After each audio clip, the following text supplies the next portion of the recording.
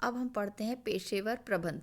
सैद्धांतिक रूप से प्रबंध को पेशे की श्रेणी में रखना या न रखना उतना महत्वपूर्ण नहीं है जितना इस बात का महत्व है कि किसी संगठन में प्रबंध को किस रूप में अपनाया जाता है, पेशेवर या गैर पेशेवर। जैसा कि प्रमुख प्रबंध शास्त्री एल.सी. गुप्ता ने कहा, पेशेवर प्रबंध केवल पेशेवर उपाधि धारकों की नियुक्ति से नहीं होता बल्कि उचित दृष्टिकोण की भी आवश्यकता होती है। अब पेशेवर प्रबंध की विशेषताएं।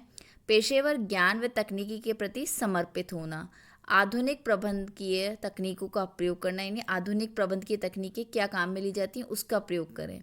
व्यक्तिगत स्वेच्छाचारिता के स्थान पर टीम भावना पर बल देना, यानी इसका अर्थ क्या है, अपना स्वयं का स्थान ना, स्वेच्छाचारिता यानी स्वयं के ऊपर ध्यान ना देने के कार्य कैसे करना, टीम भावना यानी सब कुछ सबके साथ मिलकर के कार्य करना, टीम के साथ कार्य करना।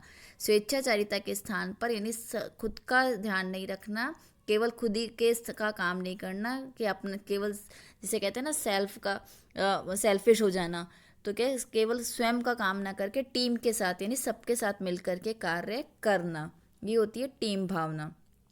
चौथा पॉइंट है परिवर्तन एवं परिवर्तन प्रबंध हेतु तैयार रहना, कि क्या परिवर्तन होना है, परिवर्तन के लिए जैसे आज हम जानते हैं व्यापार कर रहे हैं, कुछ नया परिवर्तन होता है तो उस परिवर्तन के लिए तैयार रहो कि नया परिवर्तन जो आने वाला है, आज आप कोई कार्य करना चाहते हैं तो हर सभी व्यक्ति आधुनिक तकनीकों से कार्य करना चाहते हैं, तो यह परिवर्तन होगा, परिवर्तन के लिए तैयार रहो।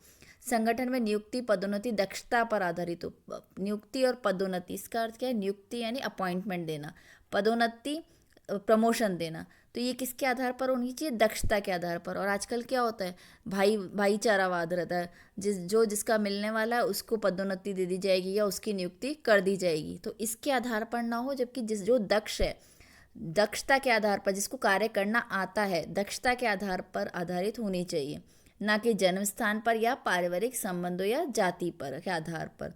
अनुकूलतम निर्णय प्रक्रिया जिसमें विभिन्न पक्षों का हित समन्वित हो। और सेवेंथ है समाज के प्रति उत्तरदायी, राष्ट्रीय नीतियों के प्रति सम्मान, यानी समाज, आप कार्य कहाँ कर रहे हैं, समाज में, तो समाज के प्रति आपका एक उत्तरदायी बनता है, तो समाज के जो उत्तरदायी हैं, जो राष्ट्र की नीतियां हैं उन्हें अपनाते हुए कार्य करना है, उनको सम्मान देते हुए कार्य करना है।